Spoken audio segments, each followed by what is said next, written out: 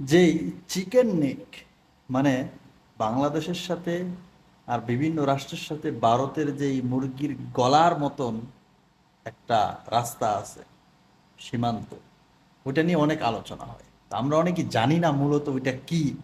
Chicken neck বলতে যেটাকে বোঝায়, চলুন দেখে আসি।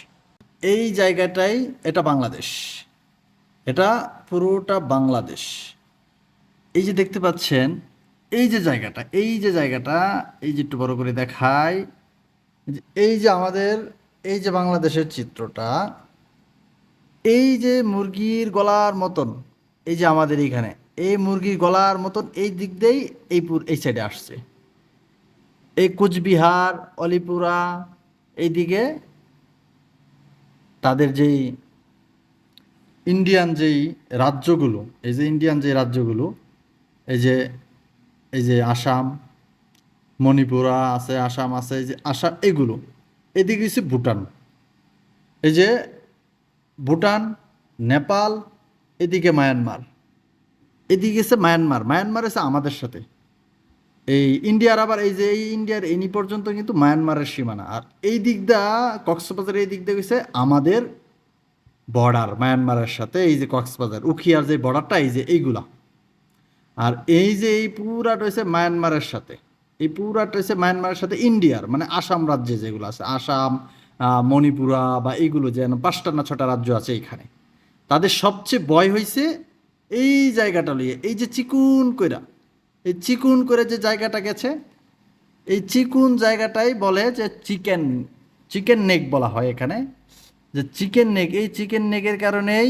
এত কিছু। এই যে এটা মূলত এই জায়গাটা যদি কেউ দখল করে, তাহলে ভারতের এই যে কয়েকটা রাজ্য হাতছাড়া হয়ে যাবে, এই রাজ্যগুলো হাতছাড়া হবে।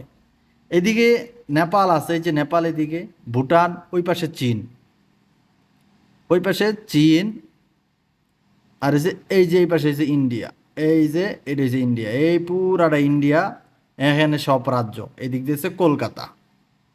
আর এই যে বাংলাদেশের এই সাইড দিয়ে পড়ছে এই যে আসাম, মেঘালয়, তারপরে আরও কি কি নাম আছে এগুলো।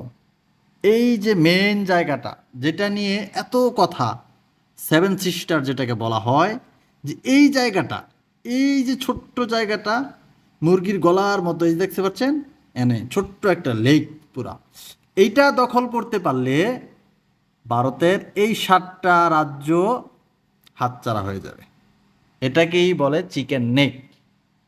আমিও নিজে এতটুকু জানতাম না এই পুরো হিস্টোরিটা, এখন ইদানিং এটা নিয়ে দেখার পরে এখন বুঝতে পারলাম যে আসলে বিষয়টা এই ছিল, যেটা নিয়ে আমরা রাজনৈতিক ব্যক্তিদের সাথে অনেক সময় এই কথাগুলো শুনি তাদের মুখ থেকে।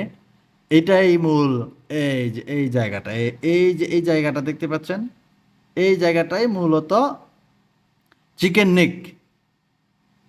এই চিকেন নেক হচ্ছে আমাদের ঠাকুরগাঁয়ের দিক দিয়ে পড়ছে, এটা ঠাকুরগাঁও, হ্যাঁ, এই যে ঠাকুরগাঁও, নীলফামারী, দিনাজপুর, এই দিক দিয়ে গিয়াই, এই যে এটা এই দিক দিয়ে গিয়াই পরে, এই যে এই সাইড দাইসা, এই যে জলপাইগুড়ি, ধুমগুড়ি, কুচবিহার, আলিপুরা, এদিকে আসছে।